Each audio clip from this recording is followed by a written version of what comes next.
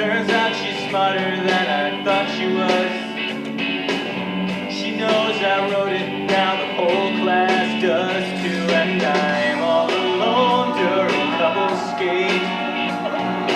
When she skates by with some guy on her arm. But I know that I'll forget the look of pity in her face when I'm living in my solar dome on a platform in space. It's gonna be the future soon.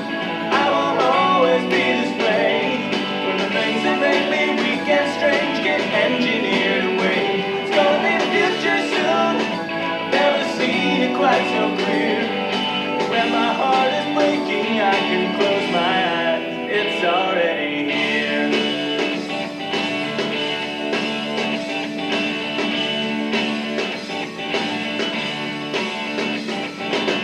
I'll probably be some kind of scientist, building inventions in my space lab in space.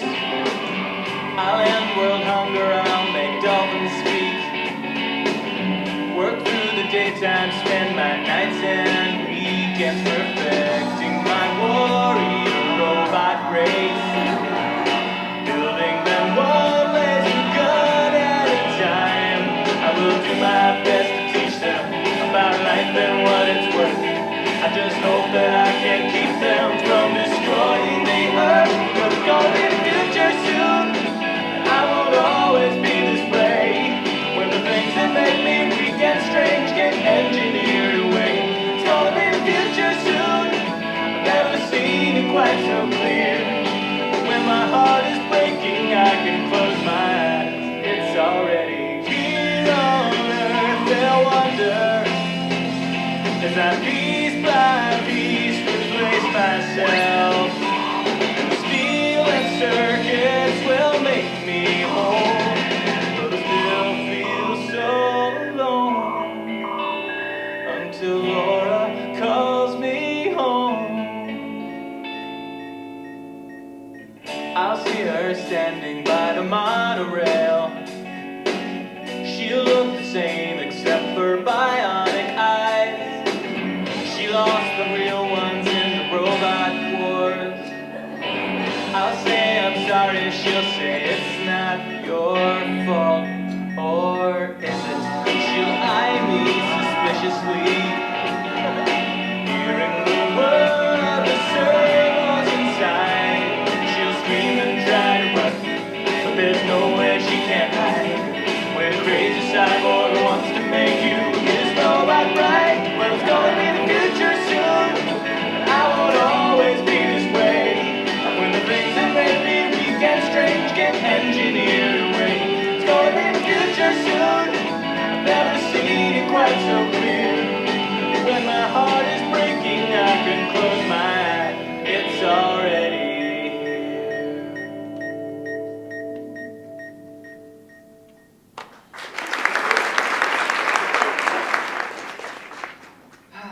geek anthem if ever there was one. So, as unbelievable as it might sound, I wasn't always famous. There was a time when I was very, very obscure. Not too long ago, actually. It was around this time last year, actually. I was bored and decided to do an interpretation of a song of Jonathan Coulton's that was coming up for relevance, called The 1st of May. Now, I hope some of y'all have seen it. Those of y'all who haven't, please watch it on YouTube with headphones. It is extremely raunchy, pretty much the definition of not safe for work, actually. But there were a few unique things about it. It was the first song that I had backup signers, my friends Greg and Kevin behind me, signing something extremely lewd. But it was also the first video I did in high definition. And I happened to release it on the 1st of May. So, as the fates would have it, Jonathan Coulton was apparently watching his Twitter stream closely this day, and he saw the video, and he retweeted it to all of his 7,000 or so followers. So I'm sitting here at home, it's a weekend, bored, and all of a sudden I see all of these retweets mentioning my video, and it was like, brains explode, is this really happening? Oh. Nerdgasm. Yeah. But it gets better. So I was already planning on going to a concert of Jonathan Coulton's in Dallas about 2 weeks from then. So I just took the off chance that he would notice this and emailed him and said, you know, hey, I see you noticed my video. It's been getting a lot of views. What do you think about doing a collaboration at your show, maybe? Because he kind of had a history of bringing fans on and letting them perform next to him. So I figured, oh, you know, it's worth a shot. And he totally went for it. Totally went for it. He was like, oh, yeah, sure, come on, you know, we'll practice and everything, you know, it'll be great. So I go there with Kevin and his sister Kat, and we arrive early, about 2 hours early for the show, and go in backstage, and I get to shake his hand and meet Paul and Storm, and I was just flipping out the whole time, pretty much.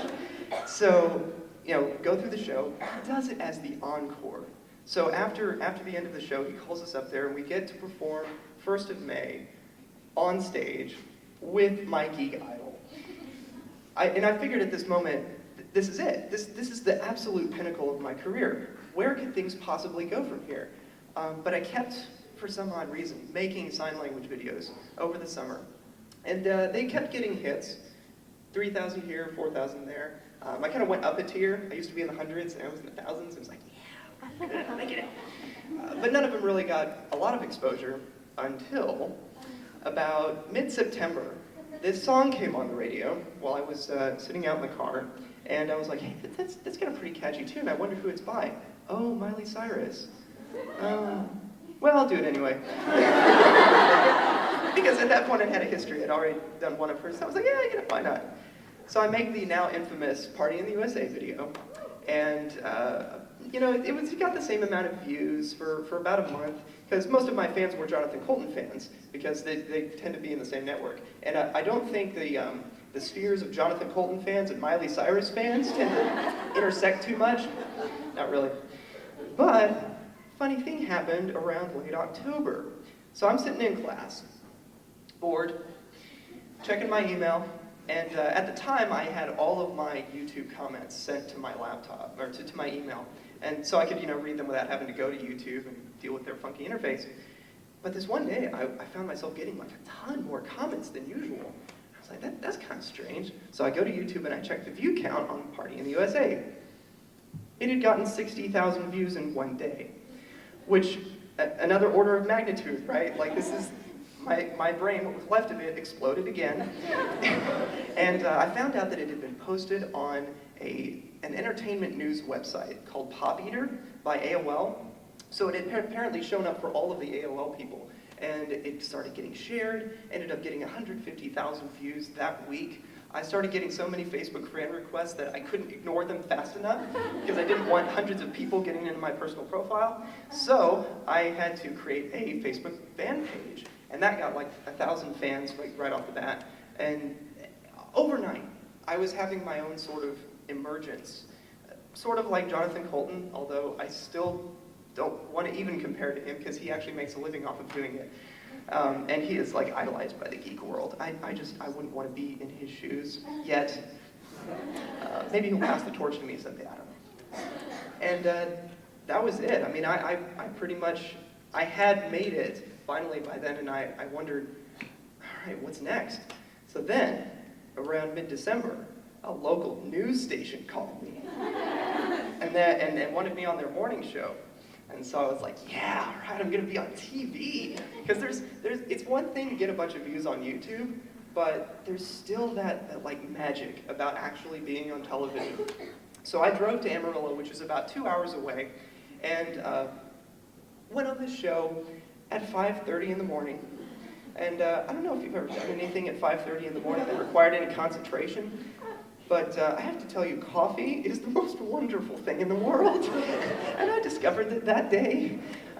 But one of the two songs that I performed there, in addition to Party in the USA, is this next one.